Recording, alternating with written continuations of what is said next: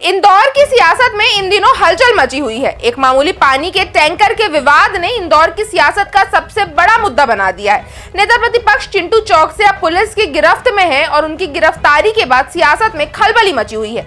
कांग्रेस ने बीजेपी पर आरोप लगाया है कि चौकसे को फंसाने के लिए पूरी साजिश रची गई। वहीं बीजेपी इस पूरे मामले में कड़ी कार्रवाई की बात कह रही है। लेकिन सवाल यहाँ ये है कि क्या ये महज एक विवाद का नतीजा है या फिर ये सियासी चाल है जो कि इंदौर की राजनीति को प्रभावित कर रही है। आज हम इस मामले पर विस्तार से चर्चा करेंगे, तो पूरी जानकारी के लिए वीडियो आखिरी तक जरूर देखें। नमस्कार दोस्तों, आप देख रहे हैं NH24/7 डिजिटल। मेरा नाम है सोनल। दोस्तों, चिंटू चौकसे, जिनका नाम आपने सुना ही होगा, नगर निगम के नेता प्रतिपक्ष और अपनी सख्त छवि के लिए जाने जाते हैं। शनिवार रात इंदौर के हीरा नगर इलाके में पानी के एक टैंकर को लेकर बच्चों के बीच मामूली सा विवाद हुआ। ये कोई बड़ी बात नहीं थी, लेकिन यही विवाद कुछ ही देर में सियासी टकराव में बदल गया। अब आप सोच रहे होंगे ये तो एक सामान्य सा मामला है, लेकिन यही से पूरी कहानी पलटती है। ये झगड़ा बढ़ते बढ़ते बीजेपी और कांग्रेस कार्यकर्ताओं के बीच हिंसक झड़प में बदल गया और यही हिंसा ही चिंटू चौकसे की गिरफ्तारी की वजह बनी। असल में नेता प्रतिपक्ष चिंटू चौकसे की गली में ही बीजेपी के नेता कपिल पाठक रहते हैं। कपिल, जो विधायक कोटे से पानी टैंकर के जरिए अपने वार्ड में जल वितरण का काम कर रहे थे, शनिवार रात को टैंकर से पानी बांट रहे थे। इसी दौरान जब टैंकर को हटाने की बात आई तो उनका विवाद चिंटू चौकसे के भतीजे से हो गया। बीजेपी कार्यकर्ता कपिल पाठक ने गंभीर आरोप लगाते हुए कहा कि चौकसे ने उन्हें फावड़े और लोहे की रॉड से हमला किया।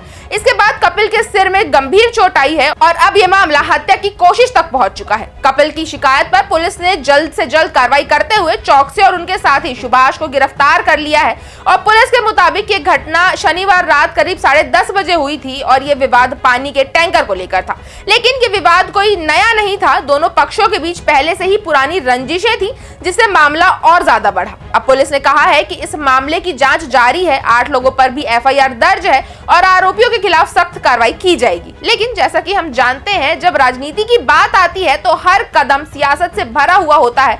कांग्रेस ने आरोप लगाया है कि ये गिरफ्तारी बीजेपी के दबाव में की गई है।